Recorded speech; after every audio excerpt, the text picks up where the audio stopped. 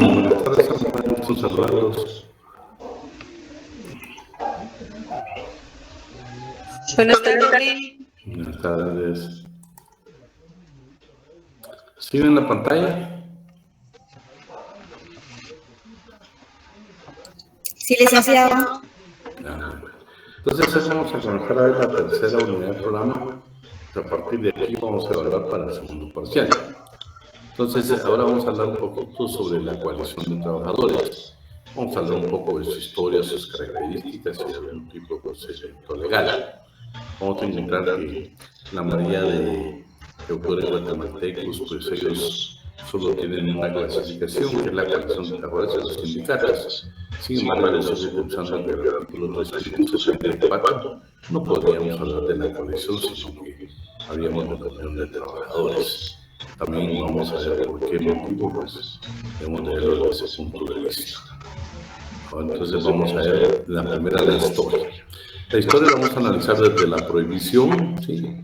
Acuérdense que estamos terminando el sistema feudal y iniciamos el proceso de la industrialización, la revolución industrial, en una etapa de la tolerancia y, por supuesto, de último, el reconocimiento. Estamos hablando de la coalición de trabajadores, la necesidad histórica de los trabajadores de poderse agrupar. En el tiempo del sistema feudal, ya lo hemos platicado, lo hacían a través de las corporaciones de oficios.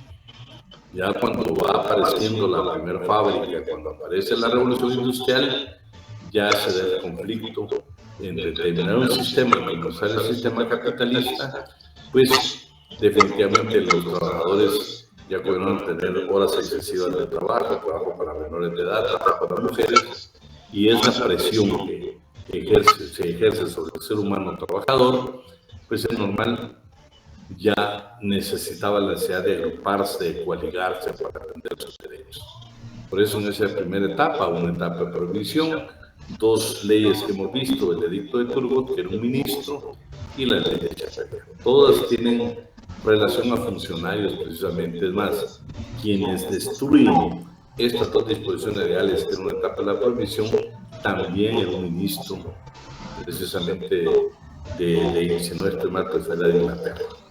Entonces, vamos a ver la primera etapa, que es la de la prohibición, ¿sí? La etapa de la prohibición. En la revolución industrial aparecen en Francia, por ejemplo, el edicto de Turgot, que suprime la corporación de oficios, sus estatutos y sus privilegios. La finalidad de este edicto era precisamente suprimir, pero sin embargo también tenía disposiciones legales que precisamente trataban de apoyar el nacimiento, proceso industrial, o sea, de la fábrica. La ley de Chapelier, esta ley sí prohibió el restablecimiento de las corporaciones de oficio. O sea, aquellas clases trabajadoras que no quería ceder a aquel sistema que estaba precisamente a través de las corporaciones de un maestro, de oficiales y compañeros, definitivamente no quería ceder. Entonces, con esta ley, pues, lo que trataron definitivamente fue de penar, de sancionar penalmente a los trabajadores que trataran de estar unidos o agruparse, ya sea a través de corporaciones o a través de coalición de trabajadores. También están los decretos de Ayar, que esto tuvieron el derecho de organización profesional, o sea, de asociaciones, y combina concertar salarios por libre convenio con los autónomos. Fíjense que es interesante cuando uno lee un poco de historia, donde se da cuenta uno de que una de precisamente las consecuencias que tuvo la revolución de 1848 en Francia, dice que también ya dejaron o suprimieron la parte de la negociación entre patrón y trabajador, que pues sí, ordinariamente le llaman como el regateo. O sea, la forma que venía era la siguiente: terminan las corporaciones, aparecen las fábricas, y lo que ahí señala precisamente a las disposiciones, señor, usted con su patrono, ustedes van a determinar qué forma va a prestar el servicio y de qué manera se le va a pagar su salario. No hay ningún tipo de disposición que regulara precisamente ese aspecto. Yo le hablaba la libre contratación, el derecho nosotros los trabajadores de poder trabajar en cualquier fábrica, no necesariamente incorporarnos a un taller y a un artesano para iniciar como aprendiz, luego como oficial y luego como maestro. que había unas aplicaciones que se daban, que efectivamente muchas veces se negaba el derecho que nos constituyéramos en maestros. O bien los requisitos de ese sistema que eran demasiado difíciles de cumplir por un oficial o compañero y no, digamos, por un aprendiz. Entonces también estos decretos de allá prohibieron precisamente el derecho de organización de coalición y lo que indicaban era que decían, señores, usted con el patrón no póngase de acuerdo en cuanto a la prestación de servicios y en cuanto al salario. En 1803, la ley criminal del año 11 contenía un capítulo relativo al delito de coalición. ¿Sí? Fíjense que había delito de coalición únicamente para los trabajadores, porque dice que sí se permitieron las cámaras consultivas. ¿Y qué eran las cámaras consultivas? Eran organizaciones de patronos. Quien nos lleva por ahí las posibles preguntas de un interrogatorio final de antes de llegar al segundo parcial, por favor anóteme esta parte, que esta ley de número 22 sí permitió las cámaras consultivas, que eran organizaciones de patronos, que aparentemente tenían que ver, pero no con las condiciones en que se prestaban los servicios de los trabajadores, no, tenían que ver las necesidades y los medios para mejorar la producción en la manufactura, las fábricas, el arte y los oficios. Si se dan cuenta, pues era estrictamente patronal. Pero sí, aparecen las cámaras consultivas. No se permitió la relación de trabajadores, pero sí de patronos a través de las cámaras consultivas.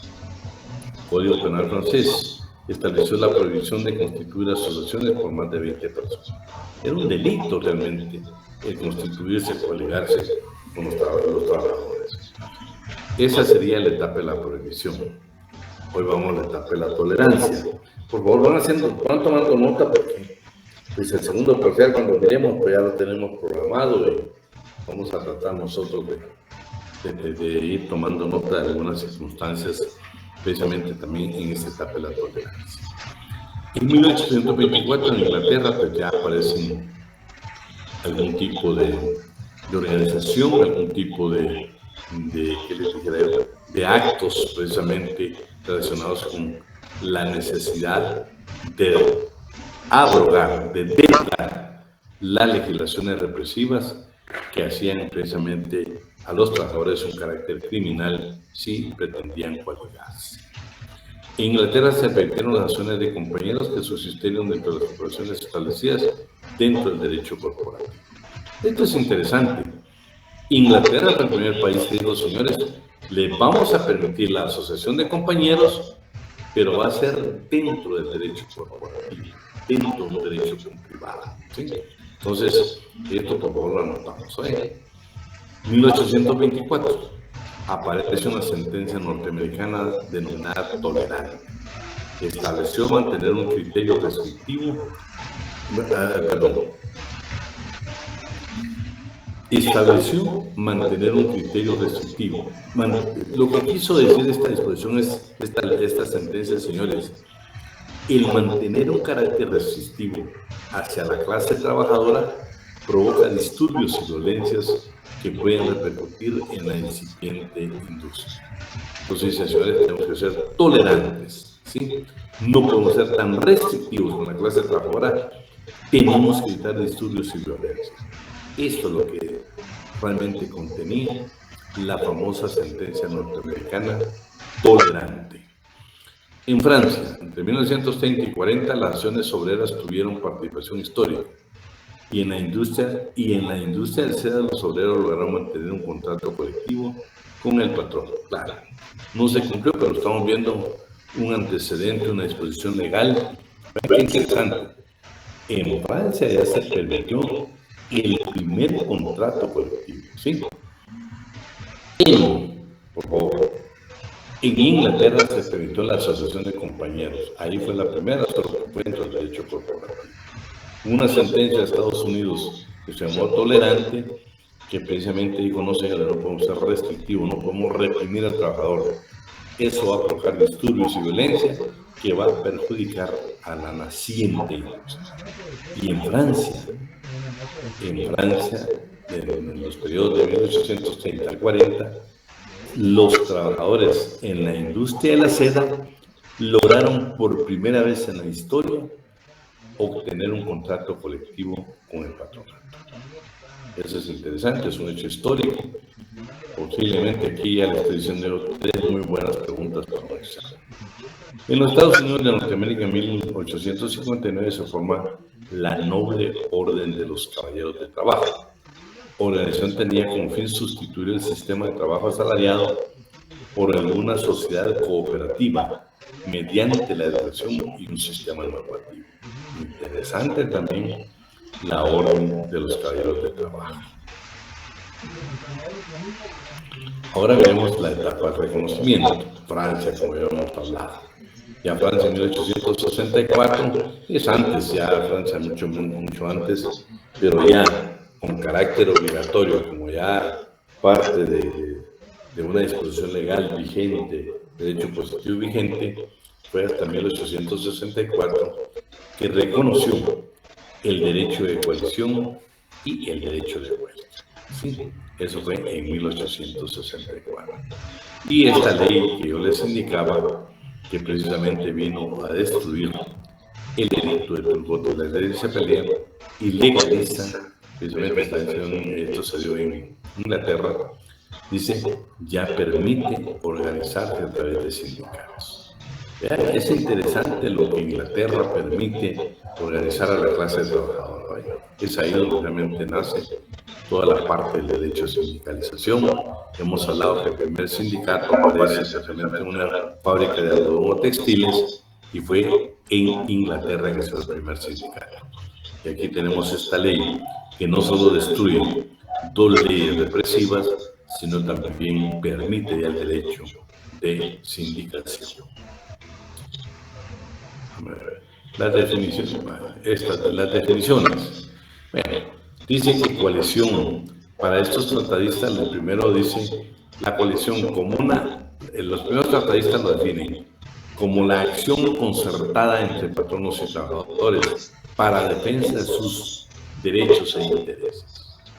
Ya Mario de la Cueva dice, señores, es el acuerdo temporal de un grupo de trabajadores para la defensa de sus intereses comunes. La coalición, el nuevo tratadista Néstor de Bueno, es el acuerdo de un grupo de trabajadores o patronos para la defensa de sus intereses comunes. Y la ley mexicana dice que la coalición es el acuerdo temporal de un grupo de trabajadores o patronos para la defensa de sus intereses comunes. Si se dan cuenta, pues, estas son las definiciones muy antiguas. Yo creo que hoy por hoy, pues yo si un examen, a mí se me ocurre preguntarle que usted me indique o me defina qué es el derecho de coalición. Sería interesante por todo lo que vamos a ver precisamente a partir de esta clase. 9. ¿Qué características tiene entonces la coalición de trabajadores? Es una alianza concertada de trabajadores no sindicalizados. Tienen como propósito mejorar las condiciones de trabajo, defensa de intereses comunes. Es una organización de hecho de naturaleza emergente. Se disuelve después de obtener su objetivo principal.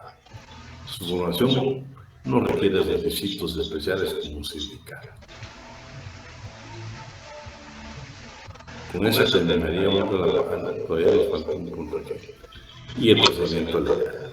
Vean, yo siempre les he insistido de que, para mí, en el artículo 374 está la unión de trabajadores, donde dice que cualquier diferencia que encuentren en la ejecución de su trabajo se van a reunir ellos y los van a tratar de arreglarlo para nuestros trabajadores. Y si no pudieran, pues esa petición la van a tener que tramitar amigables con ponedores, un proceso para que les ayude. Pero si se dan cuenta, no hay un conflicto. En el 377 que hablemos leído, sí es claro. Cuando en un lugar de trabajo se produzca una cuestión susceptible de provocar una huelga o paro si son patronos, vean qué interesante. Miren lo que es la coalición de trabajadores. Cuando se produce una cuestión susceptible de provocar una huelga, si somos trabajadores. Si se tratara de patronos o trabajadores no sindicalizados, esa es la coalición de trabajadores. elaborarán en su ciudad un pliego de peticiones en el que asimismo designarán 3 delegados que conozcan muy bien las causas que provocan el conflicto y a quienes se le va a conferir en el propio documento poder suficiente para calcular cuál era la regla definitiva o bien a referéndum. O sea, regresen a la asamblea y la asamblea va a tomar la decisión. Para mí, por favor, para efectos de este curso, la base legal de la coalición de trabajadores en nuestro Código de Trabajo es el artículo 377. ¿Sí? Diferencia entre la Unión de Trabajadores y la coalición de trabajadores. En el artículo 374 dice: los trabajadores pueden constituir consejos o comités ad hoc o permanentes en cada lugar de trabajo, compuesto por no más de 3 miembros. ¿Pero para qué? Dice, patronos y trabajadores tratarán de resolver sus diferencias. Vean, no está hablando de problemas susceptibles de provocar una huelga. No, dice, tratarán de resolver sus diferencias por medio del arreglo directo, con la sola intervención de ellos o de amigables componentes. Vean lo que dice, es que es interesante el artículo que dice: quienes se encargarán a los trabajadores de plantear a los patronos, sus representantes, verbalmente o por escrito, sus quejas o solicitudes. Dichos consejos comités harán siempre sus sesiones en forma atenta y cuando así procediere, el patrón representante no puede dejar servirles a la mayor brevedad posible. Vean, todo es como hablábamos cuando hablábamos del socialismo utópico. Todo es una belleza, todo es tranquilidad, todo es paz. Pero el 377 no. Acá dice que los conflictos que se están dando pueden provocar una huelga. Y es el inicio del 377 de una huelga. Ya sean trabajadores sindicalizados o no sindicalizados, que es la base legal que tiene su servidor para decir de que existe la coalición de trabajadores.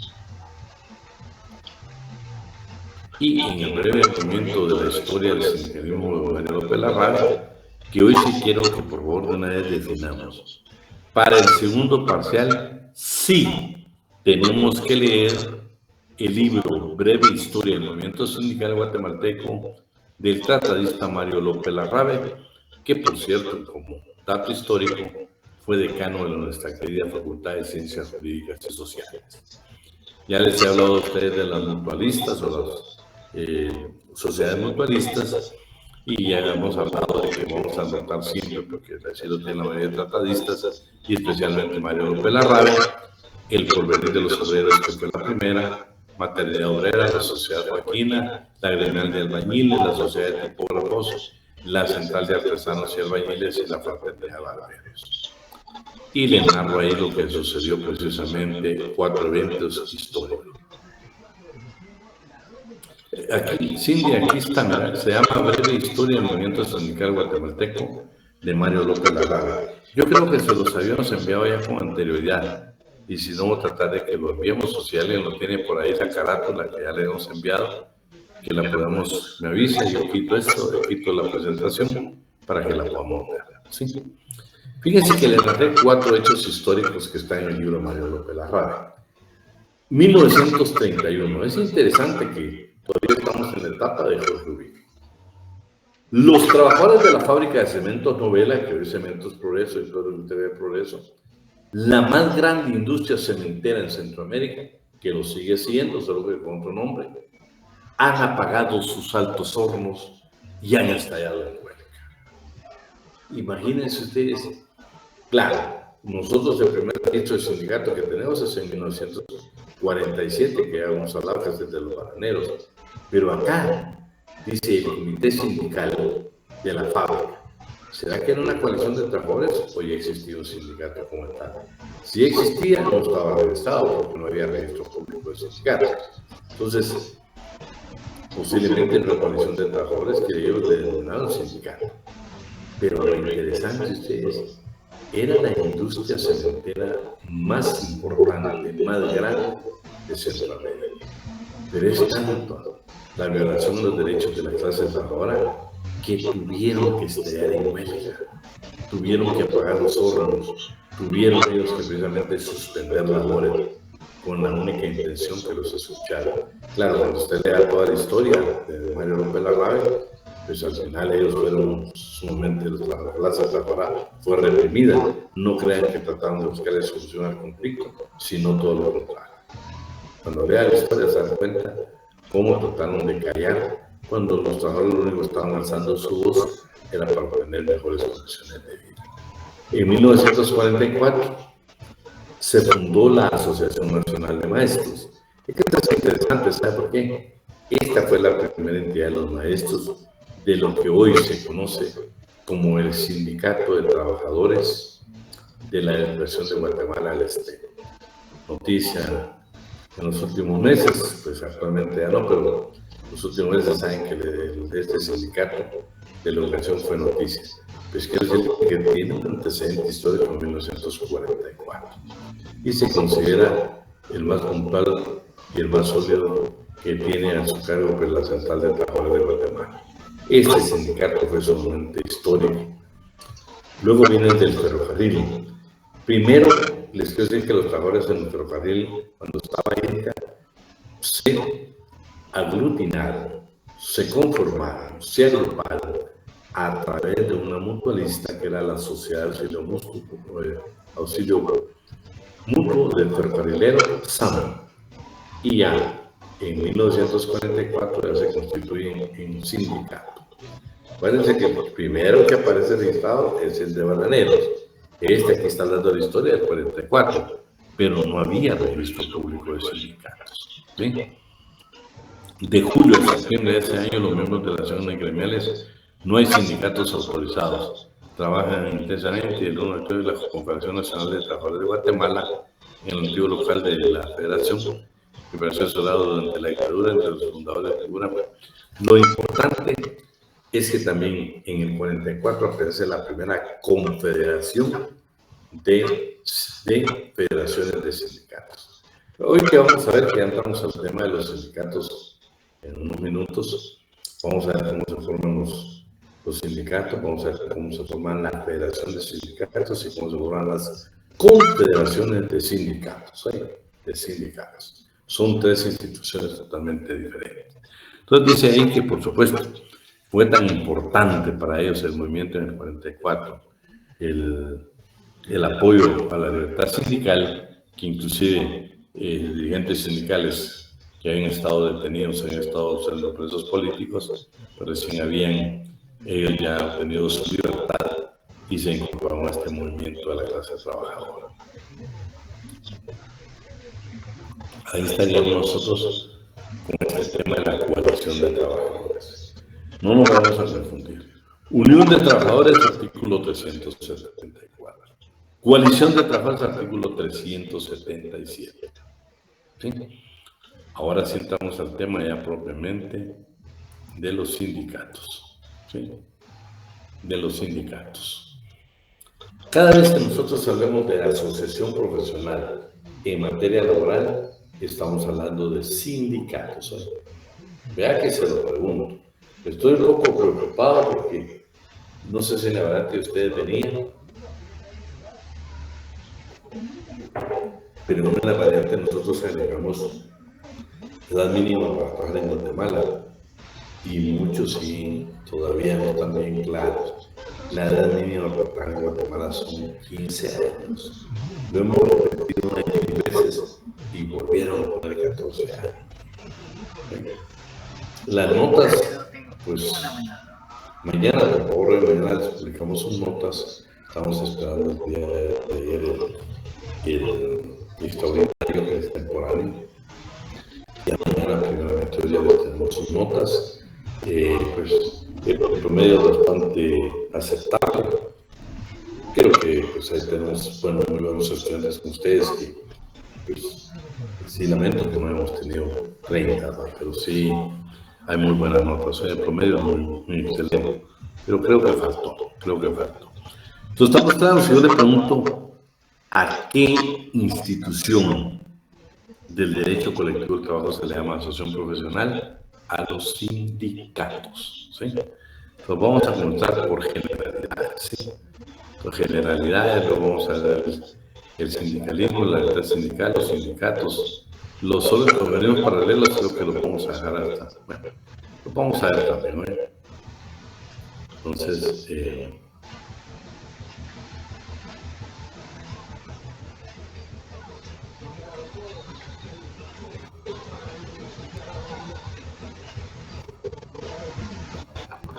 vamos a entrar con las generalidades. Ahora estamos, por favor, ya la Unión de Trabajadores y la Coalición de Trabajadores ya es parte de hace unos minutos. Vamos a conocer los sindicatos. Hoy sí vamos a hablar de los sindicatos. Este punto es importantísimo. Precisamente ahorita en la oficina llevamos algunos asuntos relativos a sindicatos y algo que yo les voy a platicar ahí es como, por ejemplo, un sindicato que esté activo, lo estamos haciendo activo y aquí vamos a encontrar las respuestas en nuestro código de trabajo. Entonces, las generalidades: reconocimiento histórico de los sindicatos, de patronos y trabajadores. Vamos a tener primero el de trabajadores. En Inglaterra, en 1824, el Parlamento británico reconoce el derecho de la organización profesional de trabajadores. O sea, reconoce el derecho a los sindicatos. Reconoce el derecho de sindicalización, 1824. En 1839 se crea el Sindicato Nacional de la Gran Unión, integrado por obreros calificados de distintos oficios, con el fin que tenían con fin agrupar diversos sindicatos locales. ¿Por qué les quise dejar esto? Porque vamos a dar cuenta que determinado número de sindicatos forman una federación. En 1874 estamos hablando de que esta Unión Nacional de la Gran Unión de Trabajadores, de Sindicatos de Trabajadores, estamos hablando ya del nacimiento de las federaciones de los sindicatos. En 1800 ya hay un congreso de la Unión de Sindicatos. Y el primer país que suprimió el delito de coalición fue Gran Bretaña, Inglaterra. Precisamente, dice, los sindicatos pues ya obtuvieron libertad, no fueron plenamente legales los sindicatos, sino hasta después de la ley de sindicatos profesionales en 1871. O sea, a partir de 1894 y los años posteriores se reconoció el derecho, ¿sí? Pero ya el darle derechos legales plenamente fue hasta 1871 a través de la ley de sindicatos profesionales. En Francia, la revolución de 1848, dentro de las cosas bien importantes que nos dejó el reconocimiento del derecho al trabajo, el establecimiento de talleres nacionales para combatir la desocupación, la creación de la Convención de Luxemburgo, para las decisiones relativas a la acción del trabajo y la creación oficial de colocaciones de agencias de colocación, ¿sí? Y lo más importante es que a partir de 1848 Francia reconoce el derecho a la sindicalización, permite los sindicatos de trabajadores ya a través de una disposición legal. Aquí está, en Francia, en Francia el delito de coalición y la huelga fue suprimido en mayo. Los antiguos artículos que tenían también fueron un código penal que penaban en todo lo relativo a la coalición. Todos esos fueron definitivamente suprimidos precisamente a partir de 1848. De patronos, bueno, Inglaterra aparece el reconocimiento de los derechos de patronos en 1889 a través de la ley orgánica que constituye la alianza sindical del comercio y la industria en Inglaterra.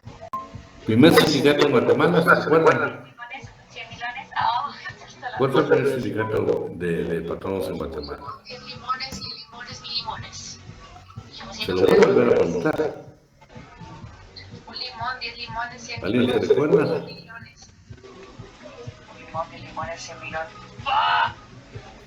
No, estamos hablando sí del sindicato de patronos, de patronos. sindicato industrial. Sindicato de patronal de industriales, exactamente. Fíjense que en Inglaterra, el primer sindicato que se hizo en Inglaterra, de patronos fue el sindicato de comercio y la industria. Pero el primer sindicato de patronos reconocido a nivel internacional fue en 1859, llamada Cámara Sindical de Centrales. O sea, si yo le preguntara a usted, ¿qué país en el mundo reconoció por primera vez el derecho de sindicalización de los patronos? Fue Francia, 1859. Luego, en 1867, se creó el Comité Central de Cámaras Sindicales en Francia, tratando de una federación. Y en 1904 aparece la Confederación General de Producción Francesa. Estos son sindicatos de patronos. Estamos hablando de Inglaterra y de Francia. Ya, pues, el compañero nos dijo que en Guatemala también existió el único sindicato de patronos que nos narra Mario. Hoy vamos al sindicalismo. Estas corrientes son importantes de ustedes porque vamos a ver, ya hemos hablado tanto de Inglaterra como Francia, pero del italiano, el alemán muy poco, del soviético, el universal, el norteamericano muy poco. El francés y el inglés, pues, lo interesante es de que si yo le preguntara a ustedes dónde se reconoció por primera vez los sindicatos en el mundo para los trabajadores, fue en Inglaterra. Desde los patronos fue en Francia. Sindicalismo inglés. Pero para que esto no sea aburrido, lo voy a pedir por alguien que nos apoye a leer aquí, o lo llamo yo. Bueno, la falta de colaboración. Imagínense, yo les digo, colaboren, así yo los apoyo. Nadie quiere colaborar. Entonces vamos a empezar a colaborar, ¿sí? Albert Montes está por ahí. No está. Andrés Malacés.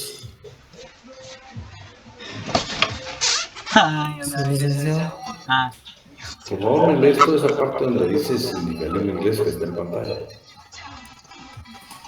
Sí.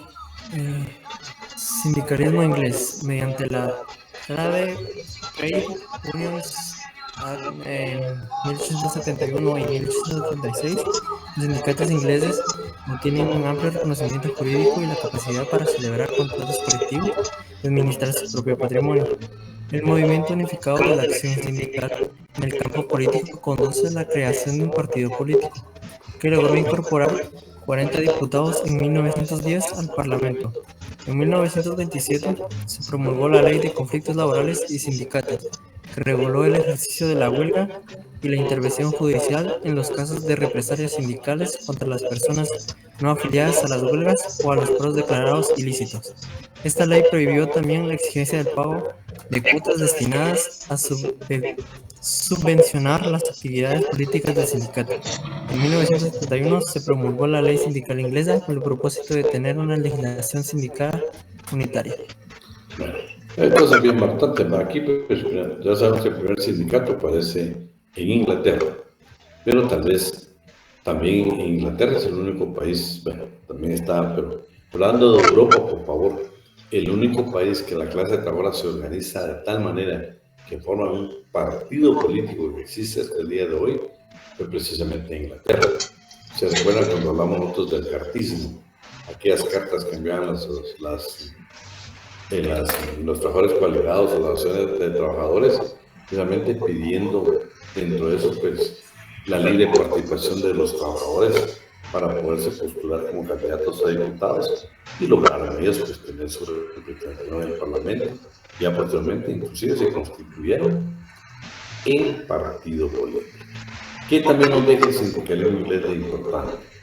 Ahí se dio precisamente entre 1871 al 76 la capacidad de cerrar contratos colectivos. No nos olvidemos que yo les he platicado a ustedes que en muchos países no le llaman pactos colectivos de condiciones de trabajo, sino que la negociación colectiva se hace a través de contratos colectivos.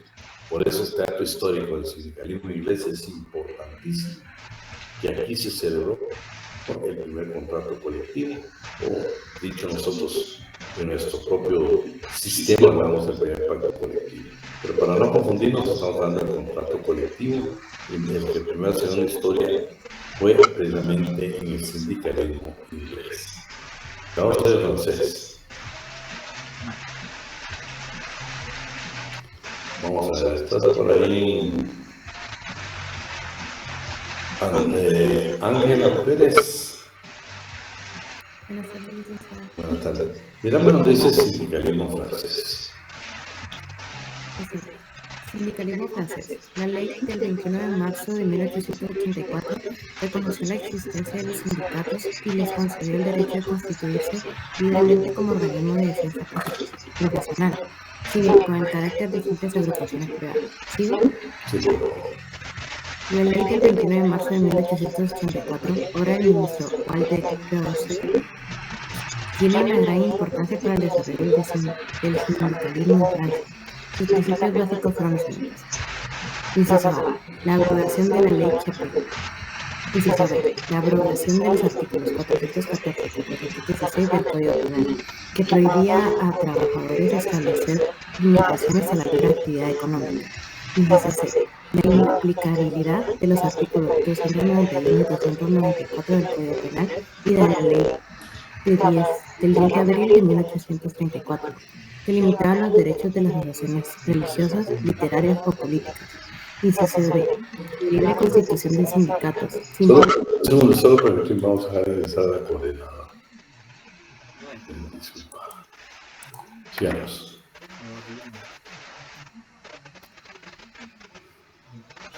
Inciso.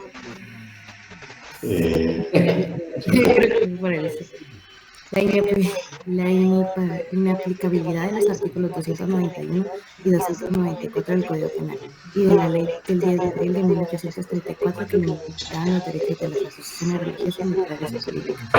Y sobre la libre constitución de sindicatos sin previa autorización oficial, salvo la obligación de registrar los estatutos y la lista de los dirigentes. Inciso E. La capacidad del sindicato para adquirir bienes inmuebles. Inciso F. El reconocimiento de los sindicatos para confederarse. Y inciso G. La personalidad jurídica de las asociaciones profesionales para comparecer a juicio y celebrar negociaciones colectivas. Vean qué interesante ustedes, porque ya en Francia ya se habla de la federación y la confederación de sindicatos. Ya se está hablando precisamente el derecho de que tenemos los trabajadores de organizarnos sin la obligación de registrar estatutos y la lista de dirigentes, pero no que tuviéramos una autorización del Estado para podernos organizar. La capacidad de adquirir inmuebles, ¿sí? Eso es importantísimo, los avances que se tenían en esta discusión. En 1895 se creó la Confederación General de Trabajo, que unificó los sindicatos, las bolsas de trabajo, las federaciones departamentales o regionales de sindicatos, las federaciones nacionales de sindicatos de instituciones. Vean todo lo que unificó la Confederación. El orden, ya lo dije, sindicatos, federación y las federaciones constituyen las confederaciones. Mediante la ley del 27 de abril de 1956 se protege la libertad de sindicación frente a las represalias patronales y se establece la nulidad de cualquier disposición que va a perjudicar o va a tener tendencia a obligar a los empresarios a contratar o conservar el empleo a través de afiliados al sindicato titular. Es que esto es importante porque había disposiciones legales que las vamos a ver más adelante. Vean, habían ya disposiciones en cuanto a los sindicatos. Vamos a ver hoy, por ejemplo, Estados Unidos, no sé si todavía, pero históricamente tenía el problema de que si usted quería, estaba construyendo un edificio y la constructora contrataba a un sindicato de trabajadores de la construcción, para poder usted trabajar ahí tenía que estar afiliado. Entonces ya todos esos derechos ya los va marcando precisamente desde 1956 Francia. Vamos a ver el sindicalismo italiano y alemán. ¿Sí? ¿Estás por ahí, Blanqui Elizabeth Sosa?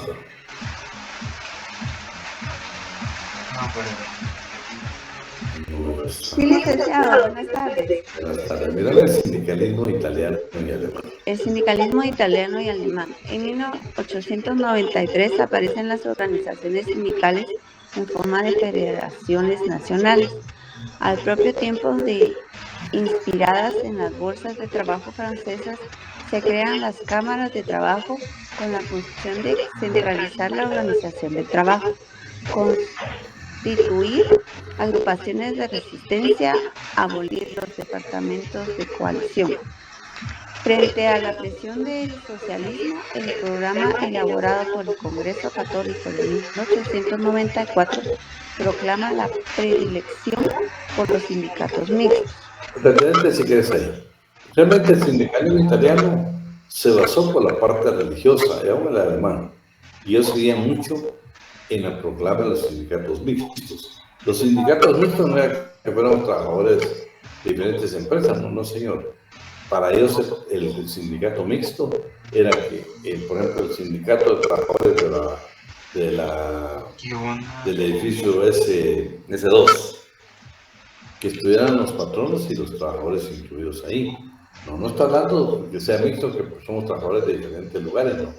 Está hablando de mixto de patrono y trabajador. De patrono y trabajador.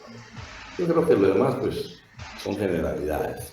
Dice, por exigencias del sistema se suprimió la legislación sindical, se sustituyó por la ley corporativa. Fíjense que esto es interesante, porque el sistema alemán dijo, señores, la verdad es que los sindicatos le hacen mucho daño. Entonces, ¿saben qué? Los vamos a desarrollar sus actividades, pero por favor lo vamos a hacer dentro de un derecho corporativo. Y entre las limitaciones impuestas a la libertad sindical por dichos asociados tenemos la sindicación única. Para cada categoría profesional, el representante de por lo menos una décima parte de la categoría para obtener reconocimiento legal del sindicato y el otorgamiento de dicho reconocimiento mediante resolución discrecional de las autoridades.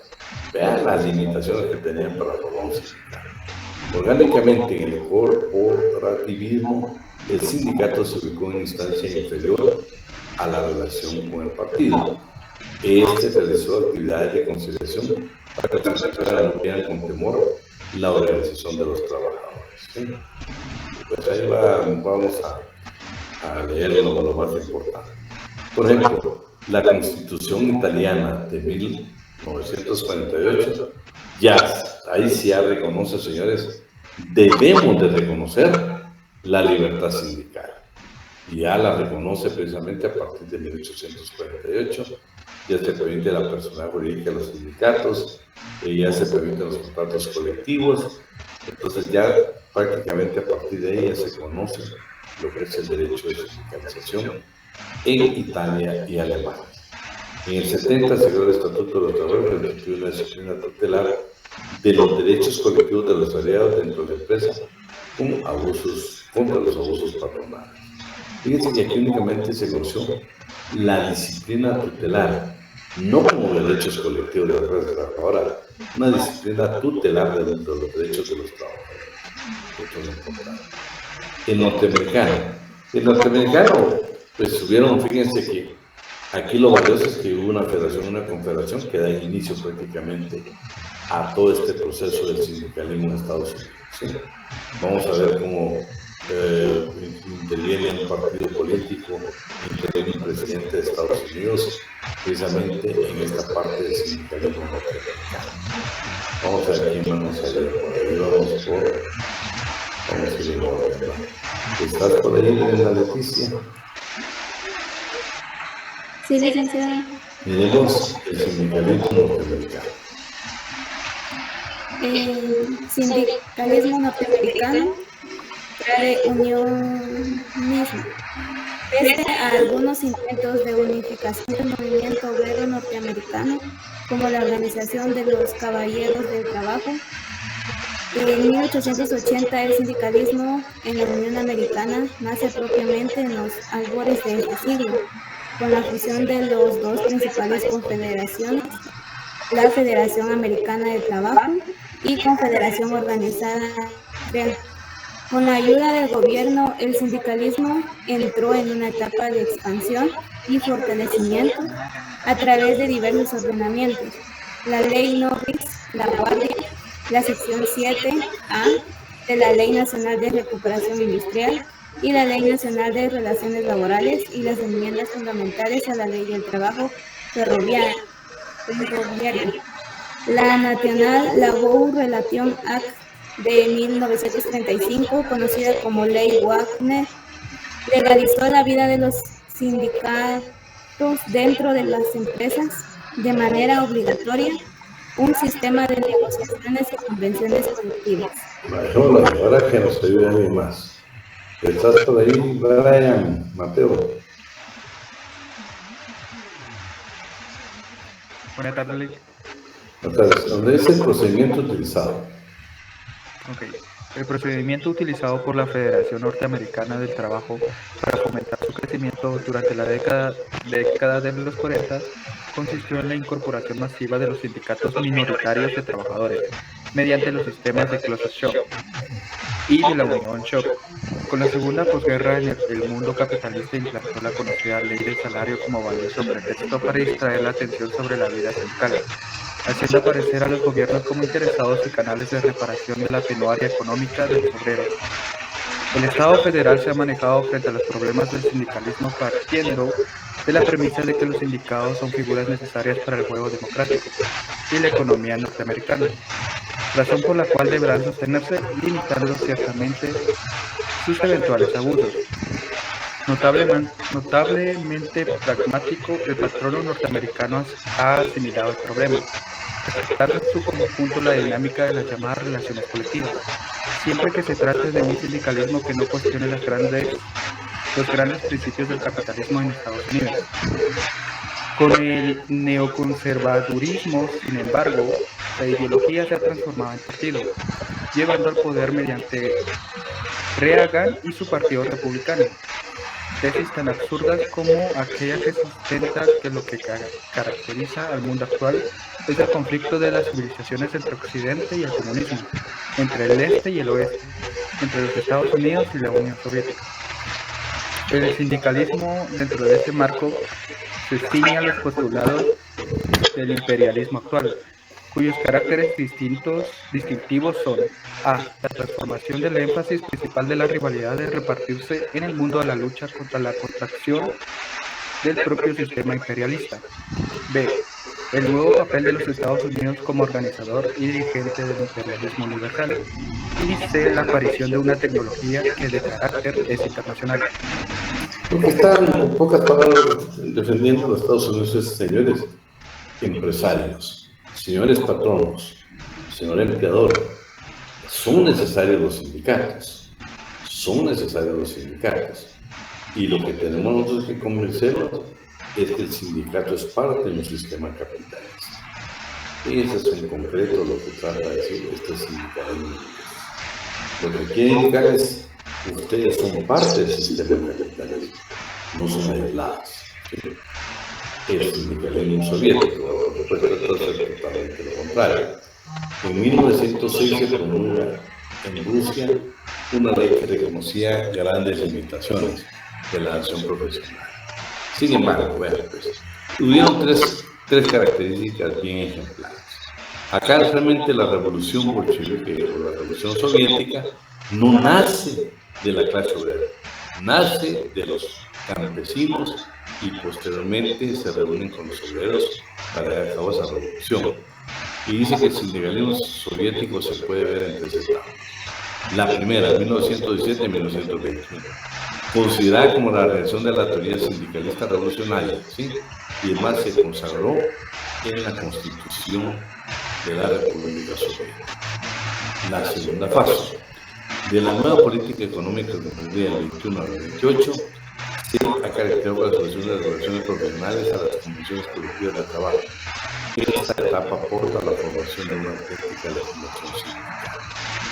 La tercera fase se inicia a partir de 1928 con la disminución de los sindicatos por el Estado. Dejaron de ser sindicatos realmente que debían a la clase trabajadora y se convirtieron en parte del Estado. Esa es la tercera etapa. Ya la Constitución, pues ya lo va a hablar, por algún motivo, por algún sector, para algún sector de la doctrina del arribo del proletariado al poder al Estado dentro de la Unión Soviética ha acarreado en realidad el asentamiento de una burocracia gubernamental que controla la vida política y por este canal es sentido diversos que puede afirmar que tras haber derrotado el fascismo germano en el militarismo en Japón, el socialismo soviético orientó a otros pueblos en la lucha de la libertad, propiciando que mediante la implementación del pensamiento revolucionario y la práctica de la revolución, las ideas políticas del marxismo como ciencia sea fuerza decisiva del progreso mundial. Pero vean qué interesante. Para algunos autores, los sindicatos soviéticos son una organización social de masas, sin partido que agrupa, sobre la base de la voluntariedad a los obreros y empleados de todas las profesiones sin distinción de raza. El derecho de los ciudadanos a agruparse en organizaciones sindicales tiene rango constitucional y se garantiza en la forma efectiva del sistema de relaciones sociales existente de la Unión Soviética. Bueno, esto como parte de la historia nada más. ¿Por qué? Saben que la Unión Soviética desapareció, pues no existe. Todos estos postulados quedaron en la doctrina, pero ya no existen, ¿sí? Dejaron de existir. Ustedes saben que desaparece totalmente la Unión Soviética. Hoy, como hemos hablado, Rusia realmente pues, es un país también como cualquier potencia en el mundo, tratando de ser imperialista, imponerse en el mundo entero. ¿Sí? Ustedes saben las potencias que se tienen ahora a nivel mundial y cada uno pues está viendo cómo finalmente influyen decisiones de los otros países. La sindicación universal. Claro, yo les digo, la crítica más fuerte que se le puede hacer al sindicalismo soviético es que no funcionó porque el sistema se destruyó, no fue funcional. Que la clase trabajadora entrara a gobernar no fue un éxito, sino un total fracaso. Un fracaso. ¿Por qué? Porque pues es normal, yo les digo, las políticas de Estado son unas, pero las políticas de la clase trabajadora, pues ya estamos hablando de sindicatos. No, nosotros son para mejorar nuestras condiciones económicas, realmente no son para hacer política, no para hacer cambios transversales, sino para decir, la clase trabajadora vamos a asumir el poder, no, desde ningún punto de vista. Claro, los partidos como de trabajadores que existe, por ejemplo, en Brasil o en Inglaterra, son totalmente diferentes. Pues, tienen funciones políticas. La clase trabajadora no es que esté totalmente toda la clase trabajadora incorporada a esos partidos políticos, sino que es un partido político que aglutina a miles de trabajadores. Pero realmente el sindicalismo no tiene nada que ver con la política. Y lo que vemos es el gran fracaso de la Unión Soviética. La universal. La aspiración de una unidad sindical universal condujo a la creación de la Federación Sindical Mundial. Desde 1945 hay una Federación Sindical Mundial. Claro, esta se destruye y forma tres grandes vertientes. La Confederación Internacional de Sindicatos Libres, la Federación Sindical Mundial y la Confederación Internacional que agrupa los sindicatos cristianos. Se dividió en tres y estas tres pues, son las que marcan la historia precisamente de la sindicación universal. Ahora vamos a ver pensamientos y corrientes del sindicalismo. Estas también son interesantes. Cuando hablamos de los sindicatos ya vimos las generalidades, ya vimos la sindicalización, Francia, Inglaterra, Alemania, Italia, la norteamericana, la soviética y la universal. Estamos hablando de la sindicación, o sea, esa posibilidad del antecedente histórico que nos dejan a nosotros, cómo fue que las disposiciones de estos países que de una otra manera marcan la historia del mundo, pues se organizaron los sindicatos, se organizó la clase trabajadora. Vemos cómo nacen los sindicatos, vemos cómo nacen las federaciones de sindicatos y vemos cómo nacen las confederaciones de las federaciones de sindicatos. Ahora, estos ya son pensamientos, estas son corrientes. ¿A cuál de una vamos a apoyar nosotros? Hay unas que es el sindicalismo coadyuvante y otras revolucionarias. No es que apoyemos, sino cuál de estas pues nosotros diríamos, bueno, esta podría ser la más aplicable a lo que vivimos en la realidad guatemalteca. Entonces, en el sindicalismo coadyuvante nosotros tenemos el reformista, el cristiano y el sindicalismo de Estado.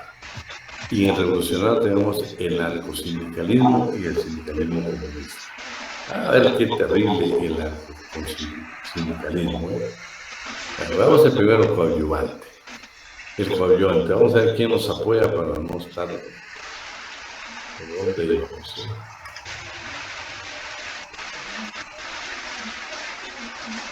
Vamos a ver, estás por ahí, César Mendoza. Buenas tardes, licenciado. Mira cuando dice sindicalismo coadyuvante. Ok, el sindicalismo coadyuvante. Esta corriente sindical que presupone como natural el sistema de producción capitalista se ha caracterizado históricamente por su tendencia a la defensa de los trabajadores de una misma profesión, organización que deriva de los gremios medievales, y a la promoción de las reivindicaciones económicas de los obreros, mediante la acción directa al trabajo o de las negociaciones colectivas. Bien, el reformista. Bueno, ese es sindicalismo, este lo tenemos el reformista, cristiano y Estado. Vamos al reformista ahí con Daniel Aguando. Okay. El sindicalismo reformista, orientado en el pensamiento de los esposos Webb, el socialismo reformista reconoce la necesidad histórica de la lucha de clases y considera a la sindicación como el instrumento natural de organización y defensa del trabajo, para mejorar las condiciones laborales y balancear en la lucha democrática la omnipotencia de la clase empresarial. El pensamiento socialista ha ponderado la supremacía de la sociedad de consumo sobre los sistemas de tendencia socialista y ha adoptado un sistema de desproletarización de la clase trabajadora mediante la participación y el cointerés de aquella en el proceso productivo sin permitírsela realmente una afectiva injerencia dentro de la administración de las empresas. Qué interesante el reformista. Vamos a ir al cristiano, para eso vamos a pedir a Débora. Buenas tardes, Rey. Buenas tardes. El sindicalismo cristiano. La política sindical apuntada por la Iglesia en un principio fue de la sindicalización conjunta de trabajadores y patrones. Los famosos sindicatos mixtos. Vamos a ver hoy André Gutiérrez. ¿Sindicalismo de Estado o corporativo? Dentro de esta concepción se pretende superar la contraposición de clases mediante la absorción de la vida sindical dentro de la estructura del Estado, aparentando convertir al sindicato en instrumento de colaboración y solidaridad. Así, dentro del esquema corporativo se hace factible la responsabilidad de aquel frente al poder público respecto a la gestión y tutela del interés profesional. Hoy vamos al revolucionario. Ya vimos, estos son los coadyuvantes, ¿no? El reformista, el cristiano y el sindicalismo de Estado corporativo, que son muy fuertes. Hoy vamos al revolucionario, y este se divide en dos: anarcosindicalismo y el sindicalismo corporativo. Por eso vamos a pedir por favor a la refresco, que vea qué es el sindicalismo revolucionario.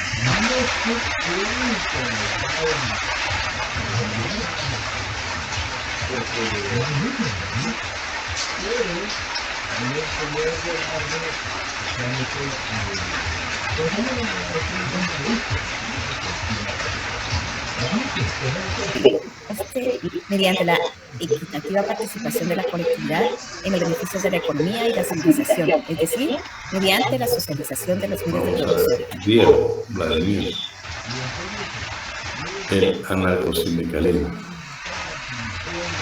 Esta corriente se basa en el principio de la oposición a la opresión burguesa y de bloqueo a su mecanismo general, mediante el recurso preferente de la huelga solidaria y de la rebelión espontánea de las masas. Bueno, vamos a ver que en Guatemala está prohibida la huelga solidaria. Ahora vamos al sindicalismo comunista con Diego Mar. El sindicalismo comunista. El sindicalismo comunista pretende reivindicar para el proletario un sistema jurídico de tutela y dignificación, cimentado en el principio de in favor prestatoris, adoctrina y robustece la vida sindical y prepara, mediante la acción articulada y permanece la transformación de las estructuras económicas y el ascenso al poder de la clase laborante. En tal virtud lucha contra la Perdone, licenciado, es que no estoy caminando. Política. Sí. Despolitización de los sindicatos intentada por los ideológicos burgueses en los niveles internacional e interno. Estos son pensamientos, esos son corrientes de pensamiento, ¿sí? Vamos a ver un coadyuvante y vamos a ver un revolucionario. Entonces yo les digo, esto es lo que narra la historia, porque todavía no hemos llegado a los sindicatos en Guatemala. Estamos hablando de lo que dice la historia, pero van a ver, se dan cuenta de que todo lo que hemos hablado, como algunas instituciones en Guatemala, precisamente tomaron parte de toda esa historia. O sea, ¿por qué sucedió? Por ejemplo, digo, claro, nosotros hemos hablado de la Constitución Mexicana de 1917, donde por primera vez se reguló el derecho al trabajo en una constitución en América Latina. Es más, ellos se reducen de que, bueno, antes que en cualquier país, pero yo ya definí eso de que hablemos en Europa, que se dieron dos, y especialmente se estudió precisamente en América Latina, que fue la mexicana. En Guatemala también ya se hablaba en las primeras constituciones del derecho al trabajo, pero nunca es un derecho efectivo. Hablar de la libertad sindical y protección de derechos de educación, si aquí sí ya estamos hablando nosotros, previo a entrar a lo que son los sindicatos, estas corrientes. Me parece bien importante, ¿verdad? Esto es bien importante. Vamos a ver aquí, tomamos este libro, obviamente, de un tratadista mexicano, vamos a ver su introducción y vamos a ver cada una de ellas. Ahí vamos a entender por qué nuestro código nos habla de la pluralidad de sindicatos, por qué nosotros no tenemos un sindicato único, sino que permitimos cualquier clase de sindicatos. Vamos a ver que en Guatemala no se aplican las cláusulas sindicales, a excepción de lo que regula, por ejemplo, el artículo 218, que no pueden pertenecer a un sindicato los que representan intereses del patrón. O sea, los representantes del patrón no pueden participar, no pueden formar parte del sindicato de trabajadores, porque son representantes del patrón. Esas son las únicas cláusulas, ¿vale? Pero aquí no tenemos ninguna obligación en cuanto a afiliarnos a un sindicato. O otra circunstancia que se da, derechos de preferencia. Si un sindicato es democrático, no se requiere nunca un derecho de preferencia. Vamos a ver entonces. La introducción.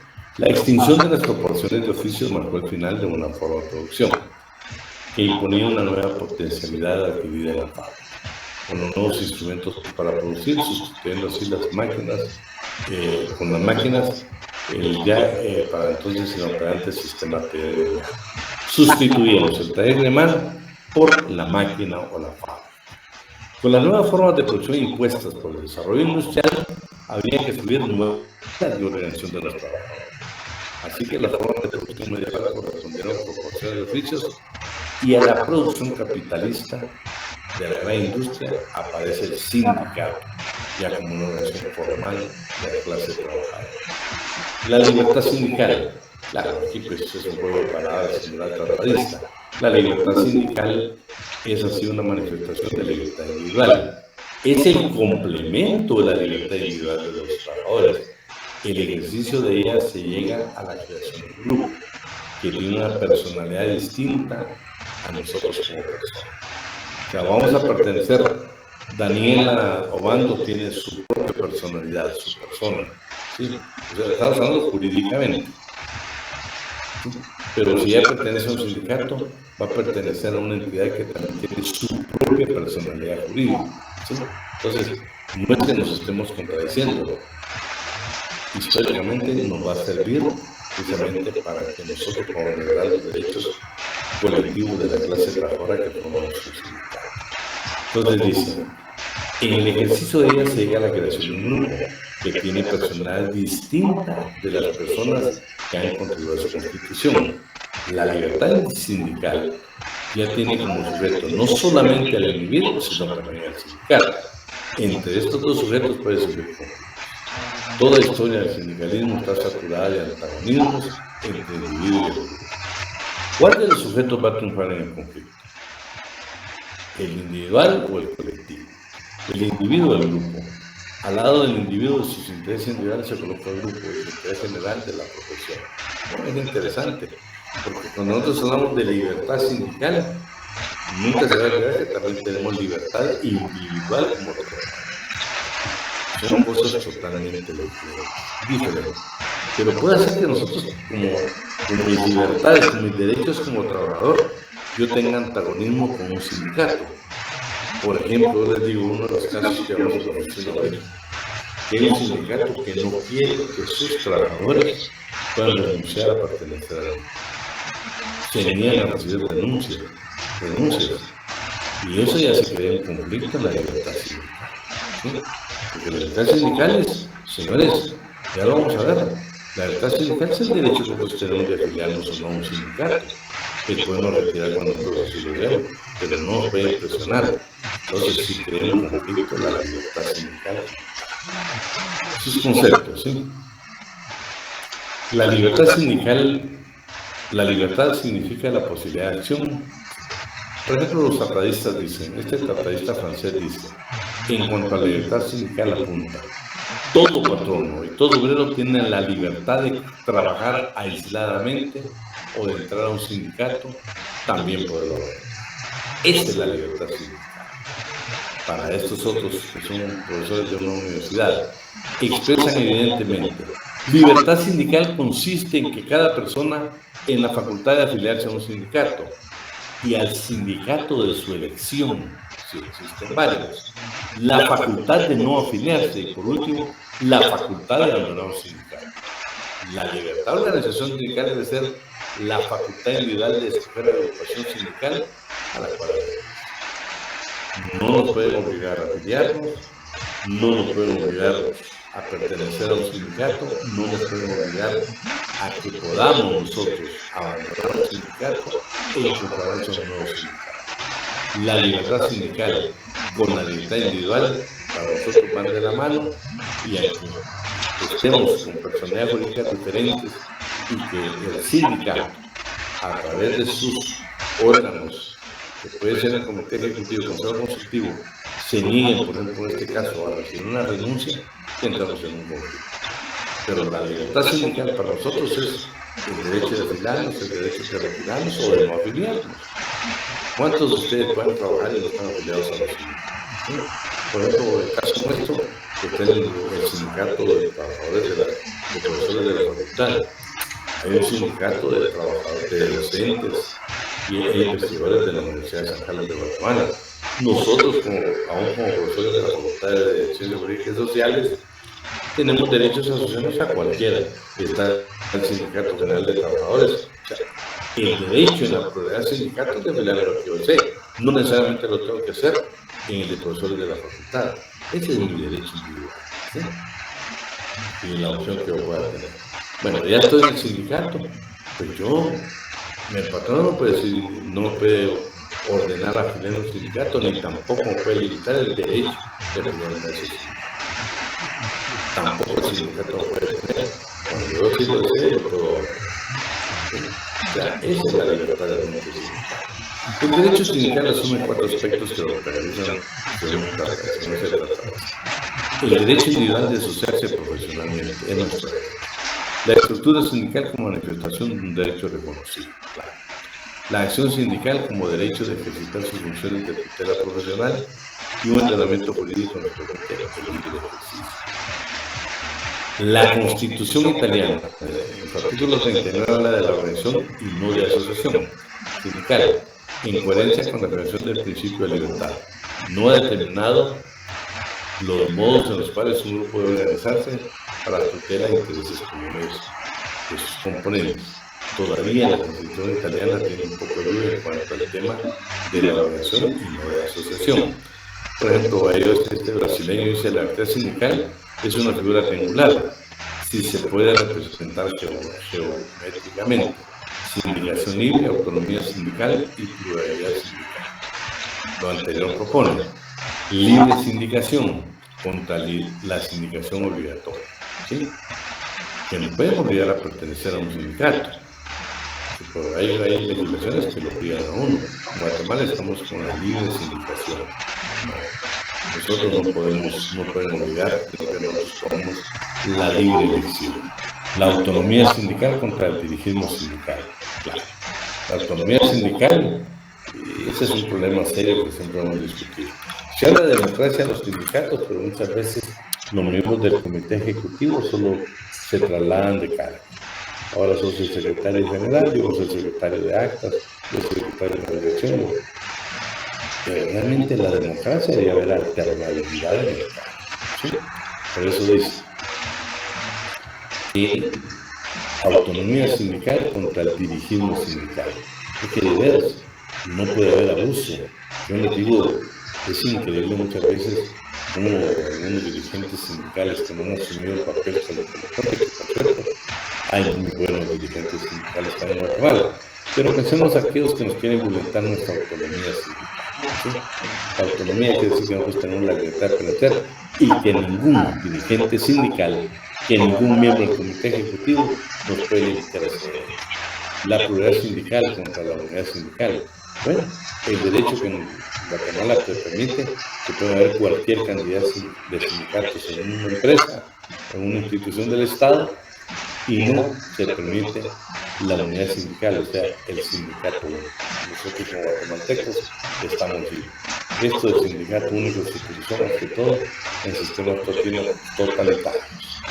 Por su parte, el tratadista Bayardo Chacón, en Imperio Cortija, señala: la libertad de sindicatos consiste en su significación estricta, es el derecho del trabajador y del empresario de sindicarse o no sindicarse, en caso afirmativo, y de poder en los regímenes pluralistas escoger entre uno o dos sindicatos.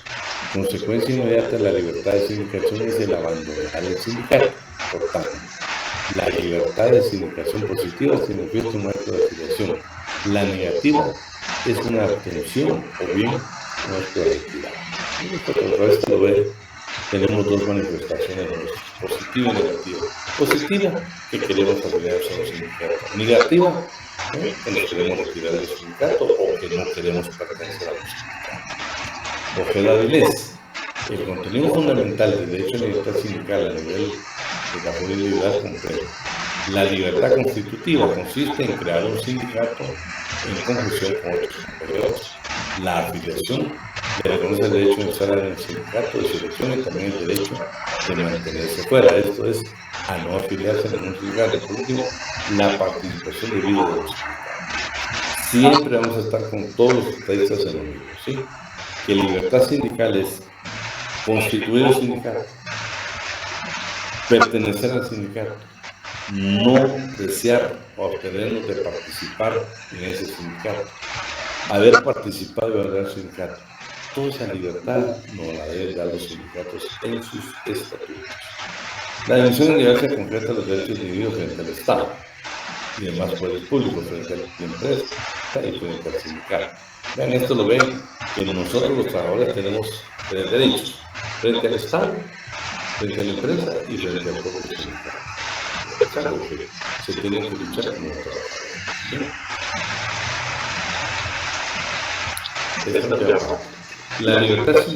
La libertad individual de sindicación se manifiesta en dos sentidos, uno positivo y otro negativo. El primero consiste en promover y constituir asociaciones sindicales, y el segundo en la libertad de no adherirse a una determinada asociación. ¿Qué dice la Organización Internacional del Trabajo en relación a la libertad sindical? Fíjense, pues, aquí habla en la Constitución, por favor. Cuando habla de principios constitucionales aquí, no está hablando de la Constitución guatemalteca, está hablando de los principios de la Constitución de la Organización Internacional del Trabajo y sus convenciones. Por ejemplo, si nos habla de la libertad sindical de la Organización Internacional del Trabajo en el preámbulo de su Constitución, nos habla de la libertad sindical, pero también en la Declaración de Filadelfia de Filadelfia, que ha manifestado la libertad de opinión y la asociación es esencial para el progreso constante. Tiene principios, pero no se ha valorado como tal. Entonces, ¿qué es lo que hizo la Organización Internacional del Trabajo? Bueno, incorporó, creó convenios internacionales. Entonces, la Organización Internacional del Trabajo, para poder interpretar los principios de libertad sindical, ha creado los convenios colectivos. Convenio número 11 sobre los derechos de asociación. Convenio número 84 sobre los derechos de acción en los territorios no metropolitanos. Convenio número 87 sobre la libertad sindical y la protección de derechos sindicales. Convenio número 98 sobre el derecho de sindicación y la negociación colectiva. Vamos a ver qué nos puede ayudar ahorita. ¿Por dónde íbamos?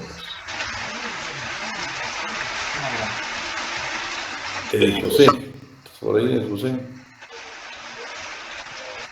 Sí, dígame, licenciado. Bueno, mira donde dice el respeto al principio de libertad sindical.